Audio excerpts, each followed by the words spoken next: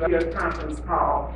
We'll ask Ms. Clay to come and give us some introduction about the purpose of the meeting. Joyce, I'm having trouble hearing you. Can I get the microphone closer to you? I can't get any closer. I'm speaking, I don't know, maybe your receiver or your phone or something, but it's as close as it can get. Okay, thank you. I'll strain. Okay. Ms. Clay? Good afternoon. I'm Kendra Clay, General Counsel for the Department of Education. On your agenda today is just one item, and that is discussion of any additional information that the State Board may require from the 4 charter schools that will be reviewed at a later date, or the department or affected school districts. So those are the entities that you all can request additional information from. Just a little background, at your March 10th, 2016 board meeting, you exercised your authority under Arkansas Code annotated 623-703A and voted to review the determinations made by the ADE Charter Authorizing Panel regarding 4 charter schools. During the discussion on March 10th, you did not discuss what, if any, additional information you would require from ADE, public charter schools, or affected school districts. Pursuant to Arkansas Code annotated 623-703B1, if you vote to review final decisions made by the Charter Authorizing Panel, you are required to state the specific additional information you require from the department, charter schools, or affected school districts.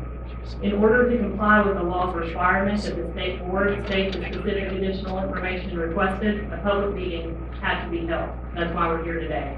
I understand that on most agenda items, the State Board sees if an individual board member has a question or needs additional information, that request is made informally through ADE staff. The difference between those informal requests made by individual board members and today's matter that is before you is that the law outlines the process to request additional information from certain entities in the context of when the State Board decides to review a charter panel decision. The only way for you as the State Board to request the additional information is required by the law is to do so publicly in an open meeting. I'll be happy to answer any questions you have. Otherwise, I'll yield to the board's discussion of any additional information requested from Covenant Keepers, Estem, Woden Area Charter School, or Lisa Academy. You will not need to take any action today. The meeting will just be for discussion purposes. Madam Chair, there have been a few individuals that signed up for public comment. I believe at last check there were 7. In order to allow those public comment, you would need to vote as a board, and a majority vote would allow public comment. I will remind you that the public meeting for 3 of the 4 charter schools that are going to be reviewed will be held on March 31st at 5 p.m. and the public will have an opportunity at that time to comment, and the Woden Area Charter School will be held at the April meeting of the State Board, and the public will also be allowed to comment at that time. Do you or any of the board members have questions?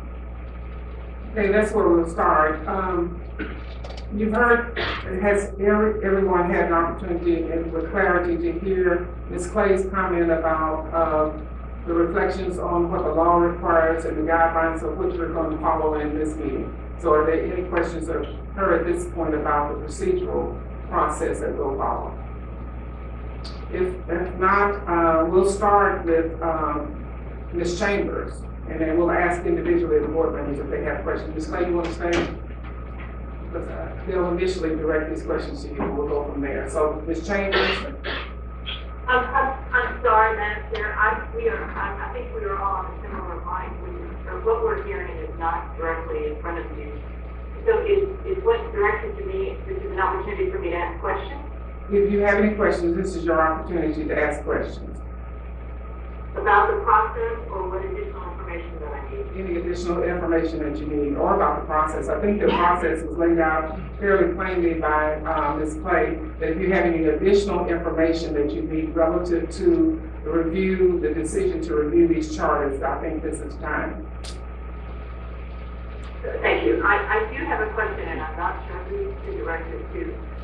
One of the things that I think all of my fellow board members would have benefited from is a continuing stream of communications that have been quite measured from different proponents or critics, but they tend to come from either pro-charter or pro-traditional public school. And one of the things that I'm in need of, and I think would be helpful next week in our meeting, is information that would tend to bridge the two. Most of the communication that we've received so far in form of email tends to indicate that the existence of a charter school or a traditional public school is at the extent of the demise of the other. I don't see a lot of information. I haven't yet seen a lot of facts that would help us understand what the trade-offs are between the traditional public school or traditional public school and what income they would lose if the charter were expanded. So I need cost information about what the cost of the charter is to the traditional school. That would be one question. Again, I'm not sure who to pose that to. I would like to make sure there are statistics that are shared about the demographics of the existing charter, and I'm making my comments specifically to Estem and Lisa Academy. What are the demographics of the existing school, and what would be the anticipated demographics of the expansion if that information is found? And the third would be the assertion that's been made in a few cases about creaming the public school in terms of the students that have applied or currently in the charter school. I'd like, and my fear is next week, both sides will present their specific case, and that those presentations will not necessarily provide with written information. It helps us make sure that we have facts, not just passion between the two entities. Does that set of questions make sense? And I don't know, Madam Chair, that should be directed to you as a secretary. I think probably to staff more than to Kendra specifically, because I think probably staff may be able to pull that information out of information that was presented at the charter screening committee, to the charter screening committee. So I think the information is likely there. If it's not from that source, then likely a staff member, and I think Ms. Hoffman, maybe you can direct getting the correct inquiry to the correct individual to satisfy Mrs. Chambers' questions.